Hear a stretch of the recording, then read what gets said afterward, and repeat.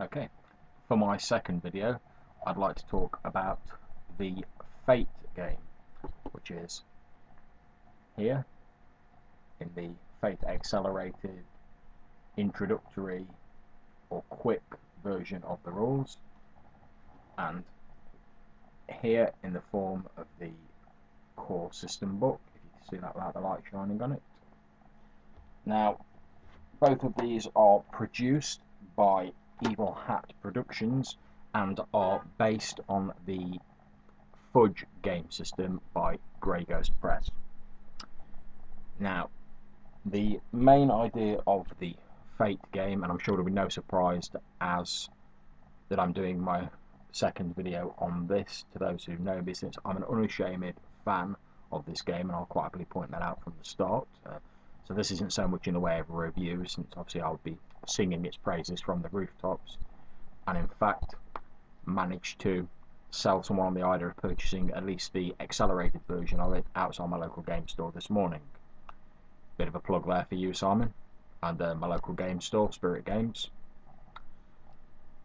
However, the Fate system has one thing which I feel makes it stand head and shoulders above a number of other systems that I've played recently, and that is that the concept of narration and a shared narrative is very much at the core of the game. Now, for me, in a roleplay sense, the part of the game that I've always enjoyed, since I tend to games master more games than I actually play in, is creating a world, a campaign, a narrative that you can share with the players, and they then feed back into by creating characters who explore and expand that world via their actions. It's not simply about me as the GM sitting there and dictating to the players from on high about this is what is occurring and this is set in stone. It's about me creating a sandbox or a playground for the player characters to explore, to bend, to shape, to twist in whatever ways their characters, their fictional personas, find appropriate. And this concept is really enshrined at the heart of the Fate game, as far as I'm concerned. And the central concept of the game is something that's known in the book as the Fate Point economy. Now, what this is each player character has a certain amount of Fate points. These can be spent to give you various bonuses throughout the game. Normally, when you spend a Fate point, it is gone, and you receive the bonus in turn. You spend Fate points in conjunction with one of your statistics called an aspect.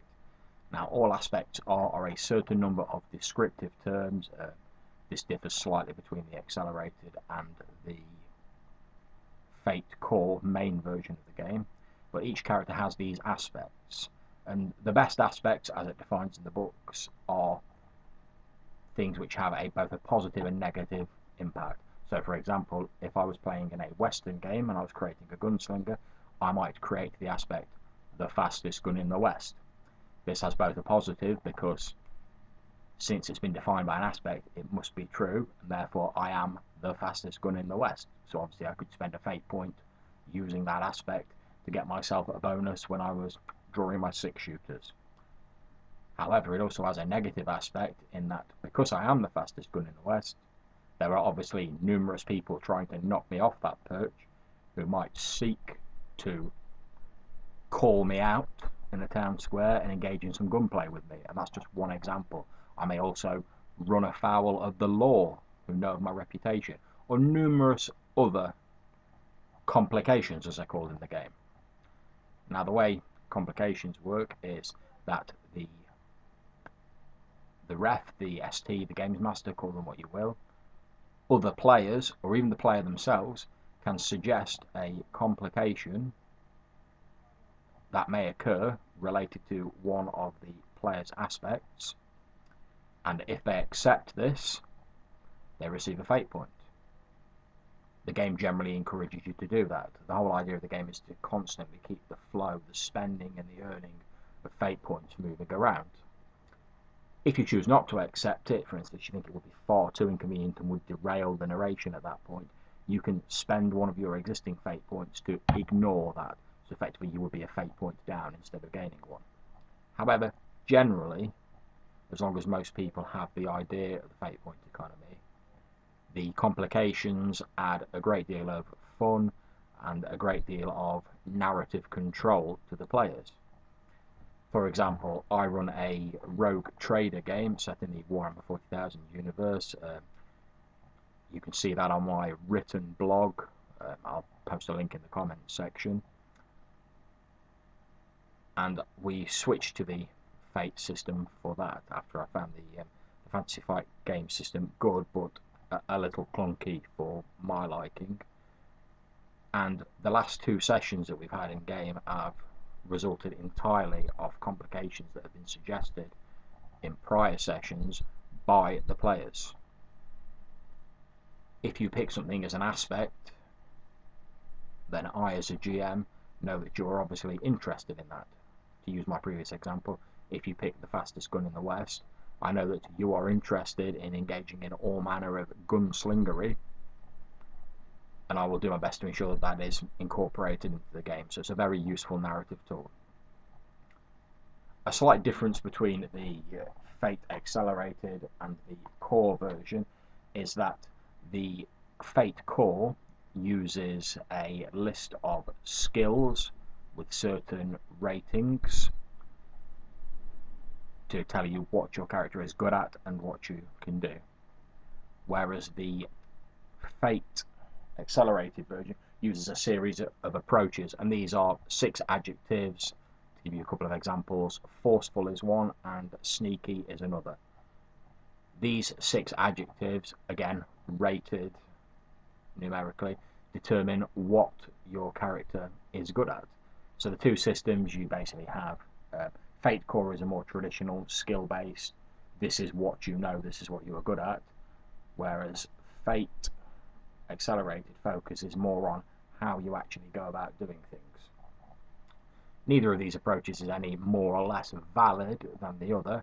However, Fate Accelerated does tend to favour parties of characters who are all broadly similar in terms of their abilities, where the motivation and the methods used matter more than the actual skill. I'm currently running a World of Darkness God Machine Chronicle game using Fate Accelerated, where everyone is playing normal people, and this seems to be working absolutely fine. Also in the game, as well as aspects and your skills and approaches, there are stunts. These are parts of your character sheet which provide you with numerous benefits. However, purchasing stunts does lower the amount of fate points you receive, so you're effectively having a regular bonus that may or may not cost you a fate point in return for sacrificing the flexibility of having a fate point. Mostly stunts will provide you with a +2 bonus in a narrow range of activities, so I could have a stunt which would give me +2 when firing a pistol. However, also in Fate Accelerated, you can have a stunt which allows you to do one thing that effectively breaks the rules once a session, or as the game defines it, something cool. In the Fate Core, there is slightly more detail about what you can do with stunts, substituting one skill for another. So, for instance, you could have a stunt which allows you to use your Intimidate rather than your fighting skill in combat, as you bait your opponent into making a rash move. There is also a have a thing stunt. So, for instance, you could have a stunt which allows you to own a small aeroplane, and that's fine. The way the core system works is the 2 games have what is called the Fate Ladder, which is a list of adjectives located here. I'll hold that close to the camera to see if you can see it. It's just there, and that runs from +8 legendary down to -2 terrible. And the way that works is each time you're required to make a test, you take 4 of these fudge or fate dice. Each dice has 2 faces marked with a plus, 2 faces marked with a minus, and 2 faces that are blank. You roll the 4 dice, total up the result. So for instance, if you rolled a plus, a minus and 2 blanks, your net result will be 0. You then effectively place your finger on the list wherever your starting stat is. So for instance, if I had a shooting skill of +3, which as we can see on the chart there is good, and I rolled a 0, my end result for that attack would be good. If I rolled a net +2, I would move 2 up the chart to superb. If I rolled unfortunately, if I rolled a -4, I would move down the chart 4 places to -1 and would end up with a poor result. These adjectives and the numerical figures next to them are used to determine your degree of success or failure in whatever task you're attempting. So for instance, if I make a shooting roll and end up with a final result of +3, a good roll, and my opponent makes his defense roll and ends up with a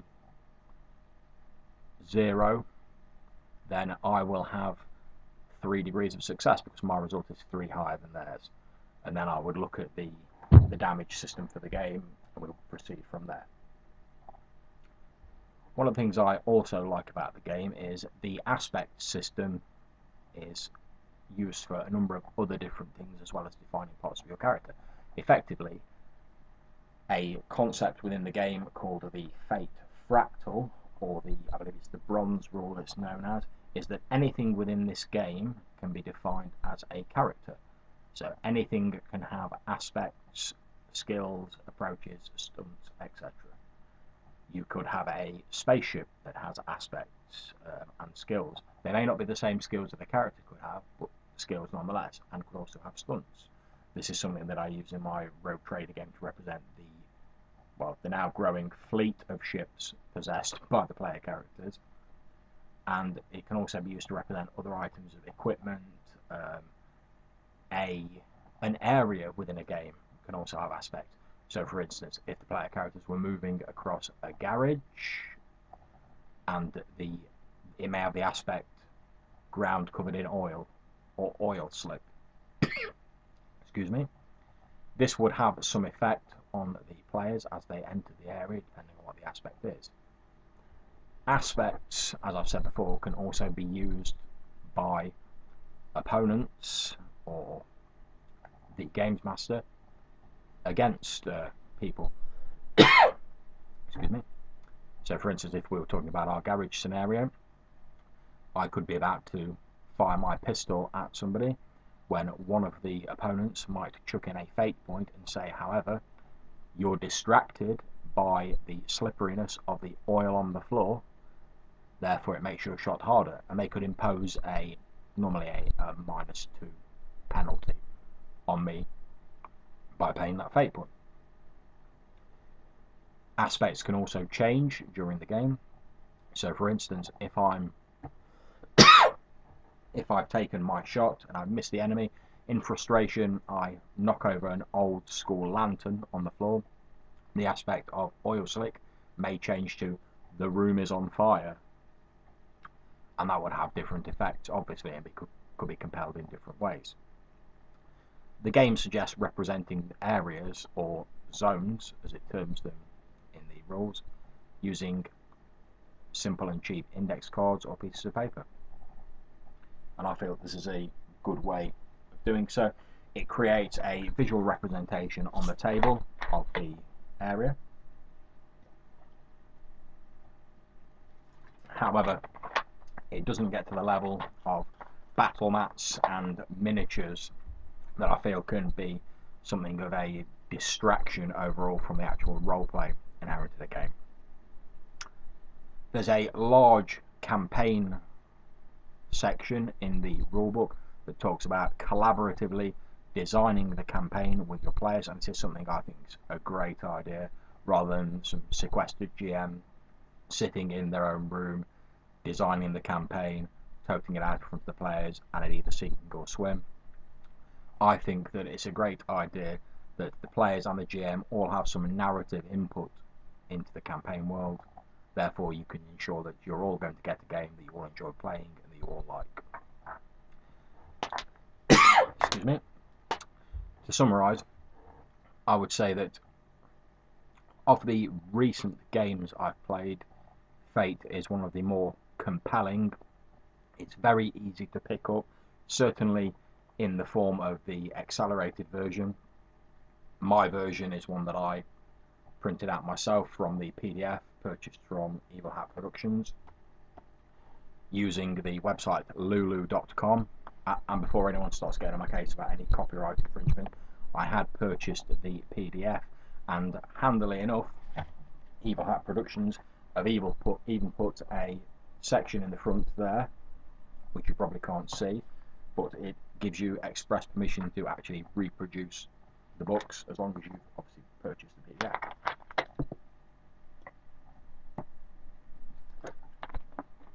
Which brings me to another point. The PDFs of these two books, both the Fate Core and the Fate Accelerated, are available on Evil Hat Productions' website on a pay what you like scheme.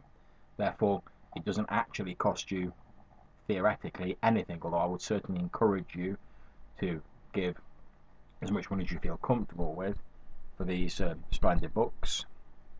And I've recently discovered that my local gaming store, Spirit Games, another plug there, have got these two books in. In England, the Fate Accelerated is going for around £4 or £5. It's got a price of $5 listed on the front of the book, although I'm not entirely sure how accurate that is now. But for less than £5 for the accelerated version, which really is a very simple, easy to pick up game, it's great for people new to role playing, and even for when you just want to play a one-off session, or when you want something quick, that you can literally pick this book up and be within 5 or 10 minutes have your characters pretty much designed, be on your way to having a campaign designed, and within 15-20 minutes easily be ready to play the game. Now, as far as I'm concerned, that's incredibly good value for a £5 book, especially in today's market of increasing priced books. So I really would urge anyone to go out and try the Fate system. If you don't want to dabble in it, you want to jump straight in, the Fate Core book is highly recommended. If you're a little more reticent, or money is a bit tight, as it is with a lot of people nowadays, the Fate Accelerated version is certainly very good, and they are both available on a pay what you like basis from Evil Hat Productions website. So to close this video, I would certainly say if you have an interest in a game that has narration and narrative collaboration at its very core, and really gets back to the heart of what I think roleplay is all about, then I would suggest you go out and give Fate a try. Thank you very much for watching.